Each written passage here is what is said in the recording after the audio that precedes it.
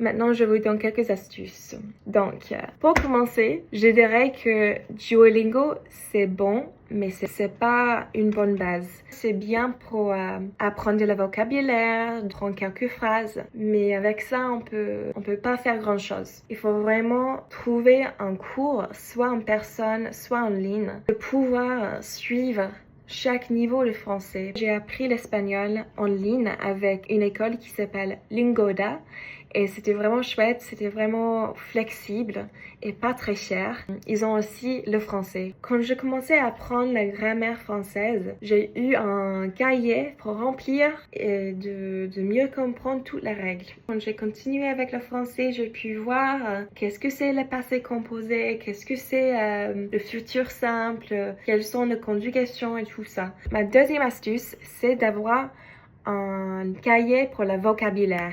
Paris Vocab 2019-2020. J'ai noté tous les mots que je connaissais pas et quand j'ai vraiment bien appris le mot, je sais comment l'utiliser dans une phrase. Je l'ai souligné et puis je n'avais plus besoin de le regarder. Ma troisième astuce, c'est d'aller aux endroits où on a besoin de parler en français parce que on peut tout comprendre, on peut même apprendre à lire en français, mais si on ne sait pas comment parler, c'est pas vraiment utile. Il y a les meet-up, Alliance française, le café français. Ma quatrième astuce, c'est d'écouter de la musique française et aussi de regarder les vidéos YouTube. Moi, j'adore la couture et la mode, donc j'ai cherché les influenceurs qui parlaient de ça en français. Si vous aimez par exemple le sport ou la science, il faut trouver les gens qui parlent de ça en français parce que vous êtes déjà intéressé et parce que vous connaissez déjà un peu de la vocabulaire en anglais. Ma cinquième astuce, c'est d'aller en France ou en pays francophone.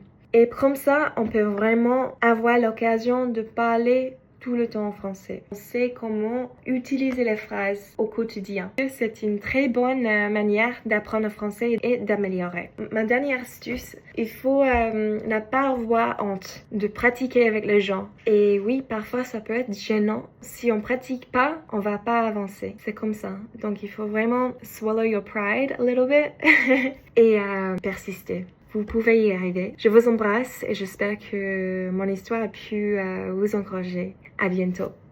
Bisous.